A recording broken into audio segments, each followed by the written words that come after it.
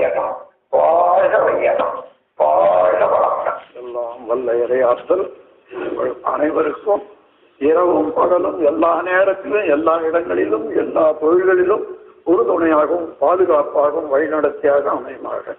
வாழ்க வளமுடன். அருட்பேராற்றல் கருணையினால் உடல் நலம், மேலாயு, நிறை செல்வம், உயர்ப்புகள், விஞ்ஞானம் ஓங்கி வாழ்வு. வாழ்க வையகம், வாழ்க வையகம், வாழ்க வளம்.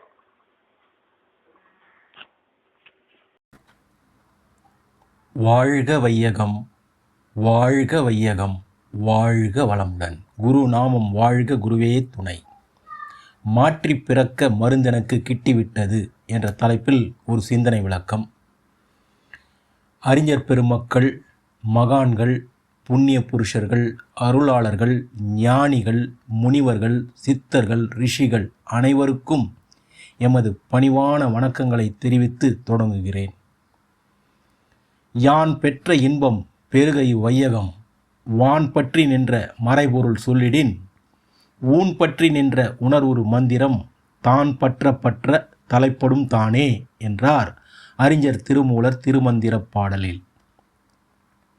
அவ்வகையில் மாற்றி பிறக்க மருந்தெனக்கு கிட்டிவிட்டது, அதை இவ்வையகம் வாழ் மாந்தர் அனைவரும் பெற வேண்டும் என்ற பெருநோக்கில் பகர்கின்றேன். வாழ்க வையகம், வாழ்க வளமுடன். வையமெல்லாம் வாழட்டும், வாழ்க்கை வளம் காத்தினிதாய், வளரட்டும் மெய்யறிவு வாழ்க்கை இன்பம் துய்த்தலிலே, உய்யமை பொருள் நாட்டம் உலகெங்கும் மக்களிடம் ஓங்குக மேலோங்குக, நம் உள்ளமெல்லாம் ஒன்றுபட என்பார் நமது ஆசான் அருட்தந்தை வேதாத்ரி மகரிஷி அவர்கள்.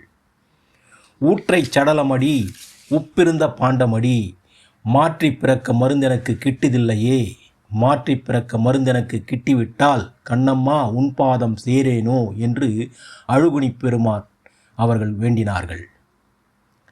தாய் தந்தையின் மூலம் நமது உடலுக்கு ஒரு பிறப்பு, குருவின் அருள் பார்வை மூலம் மறுபிறப்பு. மாற்றி பிறக்க குருவின் அருள் வேண்டும். Whoever travels without a guide needs 200 years for a 2 days journey என்பார் பாரசீக சூஃபி ஞானி ரூமி அவர்கள். நமக்கு சரியான குரு, சரியான வழிகாட்டி கிடைக்கவில்லை என்றால் நாம் 2 நாட்களில் கடக்க வேண்டிய தூரத்தை 200 வருடங்களிலும் கடக்க முடியாமல் போய்விடும் என்கிறார் பாரசீக சூஃபி ஞானி ரூமி அவர்கள். நாம் பாலாகவே இருந்தால் அது விரைவில் கெட்டு போய்விடுகிறது அல்லவா?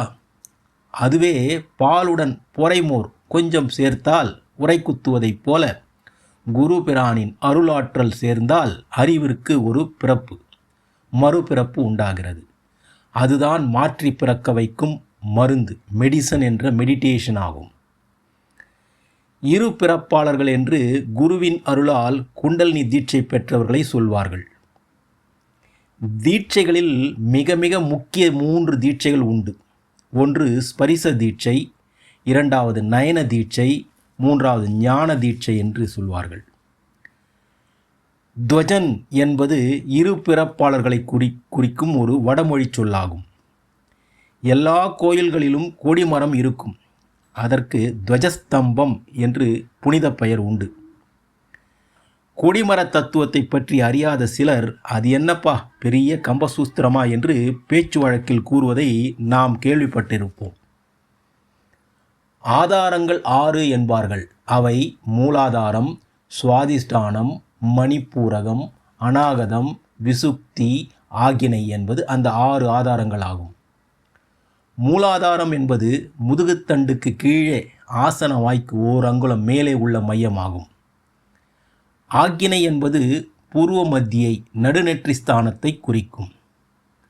மெய்ஞானம் என்ற அருட்கோயிலுக்குள் புகும் நுழைவாயில்தான் ஆக்கினை மையமாகும். 3வது கண் என்று குறிப்பிடப்படும் மையம்தான் ஆக்ஞா சக்கரம். திரிநேத்ரா, ஞானக்கண், குளோபல் விஷன் என்று சொல்வார்கள். நெற்றிக்கண் என்றும் சொல்வார்கள். இரு புருவ மையத்தில் இருள் நீக்கி அருள் விளக்கும் ஒரு வாசல் உண்டதுவே. உயிர்நிலையை உற்று உணரும் திருவாசல், உயிர் அறிவாய் தெய்வநிலை எய்தும் வழி திருவாசலும் ஞானக்கண் என்பதும் இதுவே என்று ஆசான் அருட்தந்தை அவர்கள் கவியில் சொல்கிறார்கள். முச்சந்தி வீடு என்று சொல்வார்கள் ஆக்னா சக்கரத்தை. அதாவது மூக்கின் அடித்தண்டு பகுதியும் இரு புருவங்களும் கூடும் பகுதியை குறிக்க வேண்டி அவ்வாறு கூறுகிறார்கள். மேலும் பஞ்சனை மேல் இருக்கை என்பார்கள். அதாவது 5 ஆதாரங்களுக்கு மேல் 6வது ஆதாரமாக ஆக்னா சக்கரம் இருப்பதை பஞ்சனை மேல் இருக்கை என்று கூறுவார்கள். எப்பொழுதும் அமைதியில் மனம் நிலைக்க வேண்டுவோர் எவரெஸ்ட் என்ற இமைகளின் மையமான ஆக்னையில் தவம் செய்வார்கள். மனதை குவிப்பார்கள், ஒருமுகப்படுத்துவார்கள். பூமி தன்னைத்தானே மணிக்கு 1000 மைல் வேகத்தில் சுற்றி கொண்டுள்ளது. சூரியனையும் சேர்ந்து சுற்றி வருவதால் புவி ஈர்ப்பு விசை ஏற்படுகிறது. மனித உடலில் மூளையில் உற்பத்தியாகும் வித்து சக்தி பூமியின் சுழற்சினாலும் புவி ஈர்ப்பு விசையாலும் உடலின் நடுமையமான மூலாதார மையத்தில் வந்து மையம் கொண்டு விடுகிறது. அங்கு இருக்கும் வரையில் அஞ்ஞான வாழ்க்கையே தொடரும். மெய்ஞான வாழ்வு வேண்டுவோர் முற்காலங்களில் கடுமையான பிரம்மச்சரிய விரதம் கடைபிடித்தும் குருகுல வாசம் செய்தும் குண்டலினி மகாசக்தியை படிப்படியாக ஒவ்வொரு ஆதாரமாக மேலேற்றி எழுப்பிக்கொண்டு ஆக்னை மையத்திற்கு கொண்டு வருவதற்கு பல பகீரத பிரயத்தனங்களை எல்லாம் செய்து 12 ஆண்டுகளை கழித்தார்கள். மூச்சை அடக்கி ஆக்னை மையத்திற்கு அடைய கடும் அபியாசம் எல்லாம் செய்து ஏற்றினார்கள். குண்டலினி யோகத்தின் முதற்படி ஆக்னை தவமாகும். ஆக்னை தவம் என்பது ஏறுபடி தவம் என்று சொல்வார்கள். முற்கால நிலையையெல்லாம் மாற்றி பிறக்க மருந்தை எல்லோருக்கும் கிட்டும்படி செய்துவிட்டார் ஆசான் அருட்தந்தை யோகிராஜ் வேதாத்ரி மகரிஷி அவர்கள்.